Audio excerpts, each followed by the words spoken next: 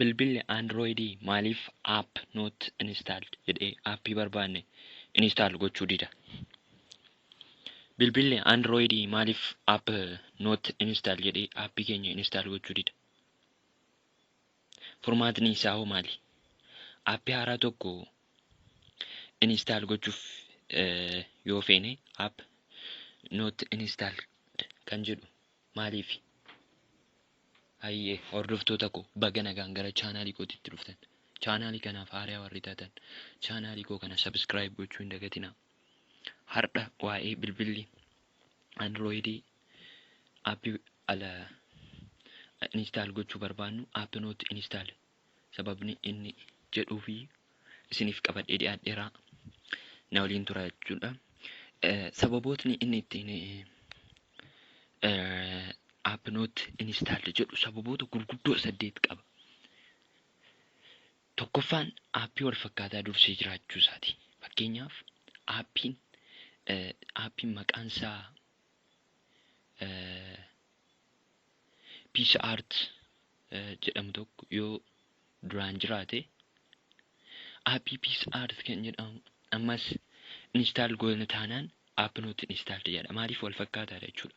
Inni lammaffaa Android versionii bilbila keenyaa wal madaaluu dhabuudha. Inni sadaffaa rakkoo siistemaa qabaachuudha. Inni afuraffaa kallattiin install ta'uu diduudha. Inni afuraffaa rakkoo aappii preference teessoo aappichaa rakkoo package installer yeroo uumamu jechuudha. Inni biraan ammoo free space dhabuudha. Sababootni isaa kana armaan olii yoo ta'u furmaatni isaa ammoo warra nama himuuf deemu kanadha jechuudha. Tokkoffaa yeroo baay'ee aappii tokko yemmuu install gochuuf jennu app not installed jedhee kan nu didu aappii isaa fakkaatu yoo jiraatudha. Kanaafuu aappii isaa fakkaatu jalqabaa uninstall gochuun balleessuu qabdu.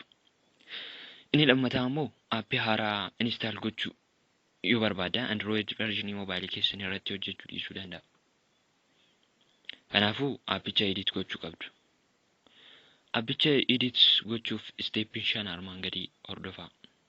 Tokkoffaa aappii maqaan isaa application editor jedhamu intarneetii irraa buufadhaa. Inni lammaffaa application editor install erga gootanii booda open godhaatii select application from app kan jettu tuquun command edit kan jettu seenaa. Achi keessa install location kan jettu default godhaa. Itti aansuun version code kan jettu jijjiiraa. Koodicha yeroo jijjiirtan koodiin jijjiirame mobaayilicha kan madaalee ta'uu qaba. Save gochuun install godhaa.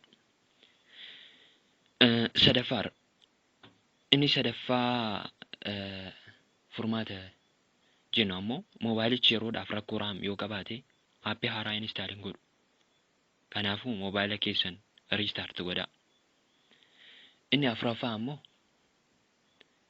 furmaata jennee kan dubbannu aappiin kallattiidhaan install ta'uu hin dandeenye ni jiru. Fakkeenyaaf base application convert archie application jedhaman install hin godhu. Kanaaf aappii maqaan isaa SAI split app install jedhamu buufadhaa. Isaan booda ni hojjetaa jechuudha. Ayyee odeeffannoon har'aa kanuma. Waan na waliin turtaniif galatooma. Like, share, comment gochuu hin dagatina. Galatooma.